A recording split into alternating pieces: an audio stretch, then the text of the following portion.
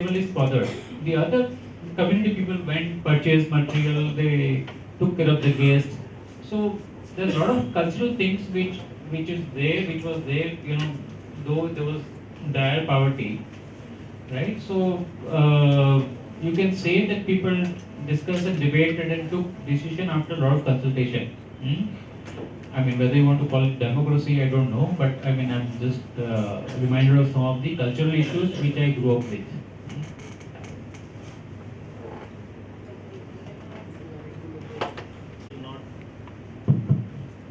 Not a tool, but it is an important expression of Dalit thought for alternative kind of politics. So after Rohit Vemula, you have number of things happening actually. In terms of poetry and prose, I don't know if the documentation has been done, but a lot of documentaries. And from the north, one or two documentaries. In Telugu, there is a documentary somebody is doing, and several collections of poetry on Rohit Vemula. And several books comparing articles on Rohit Vemula struggle and so on, both in Malayalam, Telugu, and everywhere. And I think there are one or two well-known alternative singers, so Dalit pop songs and so on from Malayalam. So there are those kinds of songs. I think several things happened. I mean, several, and you hear from Karnataka, Mukundarao, Brother Bhavya's friend wrote a play. Rohit Vemula, that's respected. And another group in Canada, they did a play on Rohit Vemula, which is very popular. It seems it's not printed, but it is actually enacted in various places. So Sundar and Ananda. So like that, there are number of kinds of initiatives, literary, cultural, and visual kinds of events that are happening. So, and one thing that I suggested to that Giant Action Committee is also to bring out Rohit Vemula's writings, because he has written not only on the Facebook, but he intervened and he wrote poetry, and in fact he followed the Hindutva guys on the Facebook and everywhere, in every magazine, started responding, writing, a number of writings are there.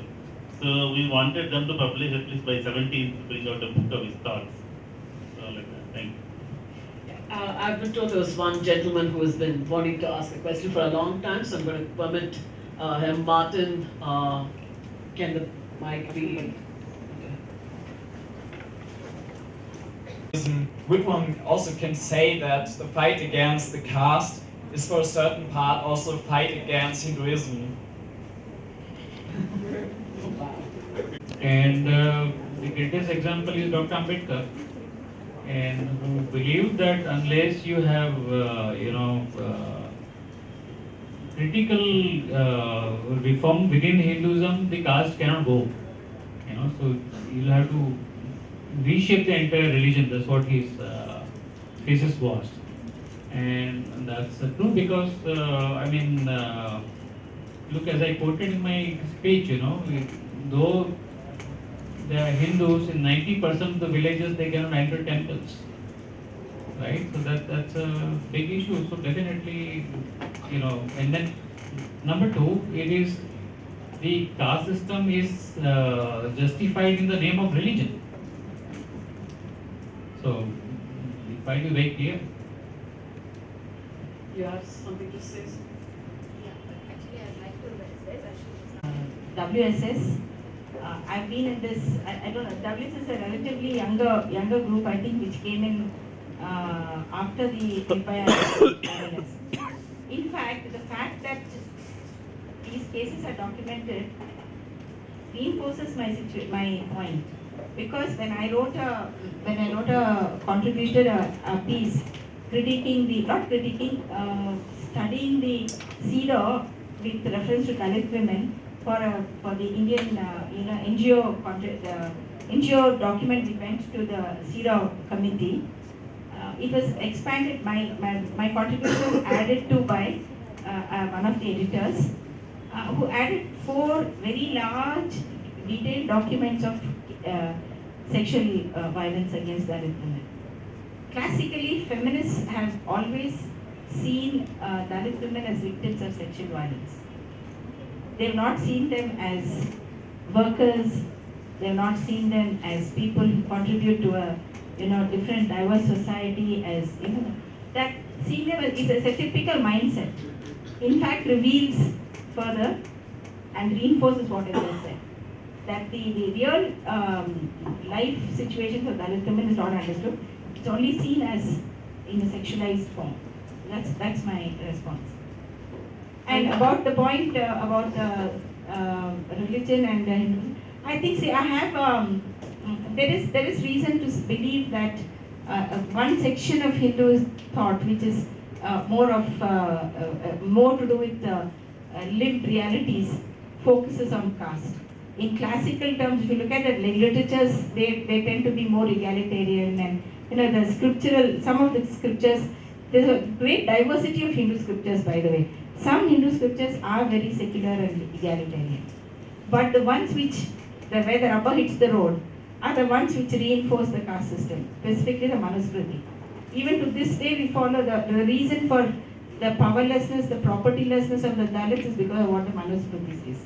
The way children are named in Dalit families is because of what the Manusmriti says. And the reason why women are treated, the reason why not just Dalit women, but all women in society are treated like this in India or in Indic civilizations is because of the contents of the Manusmriti. There's no two doubt. But no one will say that that is the scripture of Hinduism. So we have to distinguish. We have to be clear what we want. And so there are what has implications and political implications for large millions of people, that definitely, and if it has a negative impact, has to be addressed and taken far away, which is what I think Ambedkar strongly did. Just taking my privilege as the moderator to wind up and offer a few comments. Again, as someone who has taught history for the last 32 years, and the 25 of them which have been here in the law school, as someone who has been working on gender issues, particularly women and law-related issues, I just, from all the presentations that were made, these are the few things, I have for a long time now come to the conclusion that the one thing that is responsible for the inequalities, the oppression, the subordination, the exploitation that different communities, not just in India but around the world, face is patriarchy. It's just the fact that we live in a male-dominated society which needs to perpetuate that you need to subordinate the interests of women and control their sexuality, which takes various forms in different societies and cultures. And in India, it has taken the form of caste. So unless you address the question of patriarchy, caste is not going to go away. And which is why the question that some of you asked about subordination, oppression within Dalit communities, exploitation of women within Dalit families, is again the result of patriarchy, the fact that we live in a male-dominated society. Having said that, a point that I would also like to clarify here is the 19th century was very crucial in the formation of identities and experiences, institutions and systems in the Indian subcontinent. And that's because of colonization. So this whole debate about Hinduism, there was no religion called Hinduism before 19th century. So it's important to understand that. So when you talk of diversity of text, which community says which is the religious text, right? No Hindu knows what is the religious text. The Brahmins have said it is the Vedas. The Smritis are not even religious texts. And it isn't just the Manusmriti, but the whole lot of the Brahmanical texts which are responsible for the way in which women, Dalits and others are seen. So the 19th century is again important in terms of the extension of patriarchy and the form that caste has taken since the 19th century. So the way in which caste functions today is not the way it functioned before the 19th century. So it's important to understand the impact of colonization on the different identities, the communities and the cultures of the Indian subcontinent.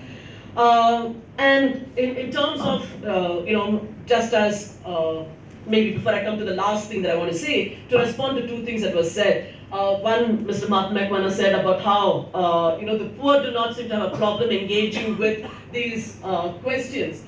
The poor, in engaging with it, they don't have anything or they've lost everything. The only thing still left is their lives. For the dominant sections, it is their property, their prestige, their power that is to be lost, and their privilege if they engage in activism, in opposition to patriarchy or to caste or this nation. In terms of fight against Hinduism, yeah, I think the Brahmanical sections of our society clearly recognize it. So when you look at the growth and development of the right-wing organizations in India since the colonial period, it is in opposition to the growing consciousness of the Dalits. Whether it is the RSS that we have today or the BJP, their platform of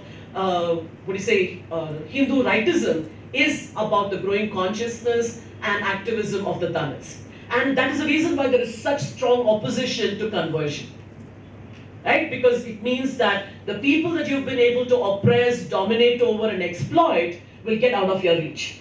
And therefore why there is the opposition to whether it is Islam or Christianity in India, and not so much to Buddhism, because again of the colonial rhetoric that Buddhism is part of Hinduism or like Sikhism. And in fact, to respond to your question, like the teaching of Sikhism is about equality. So does Islam teach, so does Christianity.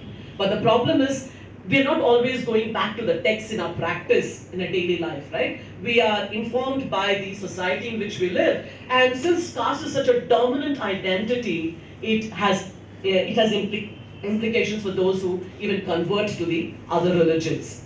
And therefore, the last point in response to that particular question that was asked, what do we do? And I think what the panelists said is simply this: change in attitude. And the change in attitude has to start with us. You and me first, our families, and then we can think about changing other people. So if we don't change our attitudes, whether it's patriarchy, caste, or even what we consider to be the nation called India, then nothing is going to happen. Thank you so much. All are really tired, but let me just thank the panel and our excellent moderator for everything they've shared with us today.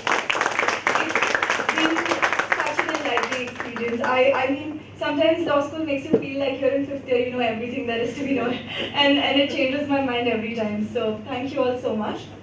Before we close for the day, let me request our faculty advisor, Professor Sarsha Thomas, to please give small mementos to the panelists for the second session, as well as say a couple of words very quickly.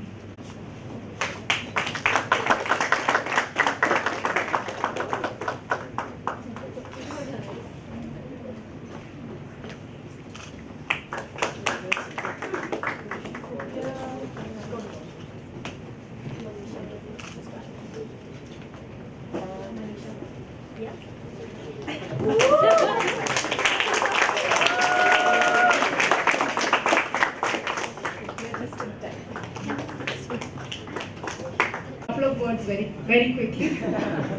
Just wanted to thank everyone who's made this event possible, especially two groups of people. One is, of course, the Law and Society Committee, beginning with Sakhi.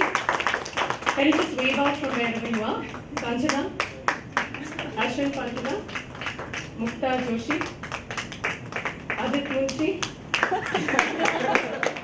Vani Sharma, Nupur Rao, Hamza Tariq, Aditi ji, Susan ji,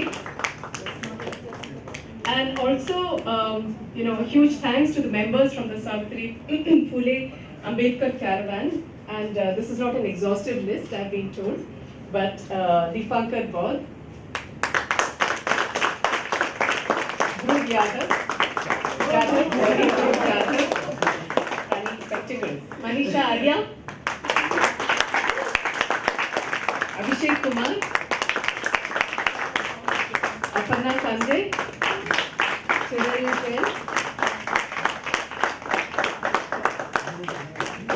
Thank you all so much, and wish you a good day. Thank some really important people. First of all, of course, all our panelists for today and our moderator. Second, of course, the Law and Society Committee and the Savitri Phule Ambedkar Caravan, but also all the volunteers who made today possible. And our sponsors for this event, that is the Center for Social Justice, the Renima Law Center, the HID Forum, the EU and UN Women. I'd also like to thank our administration for all the support they've given us for today. And finally, I'd like to thank all of you for attending, without which there would be no point to having any sort of conference in law school. So thank you all for coming. Tomorrow, the Center for Social Justice, along with all of our other sponsors, is having a consultation on minorities, indignities and rights. And we hope that all of you can attend that as well. And finally, please join us for tea in the quad right now. Thank you.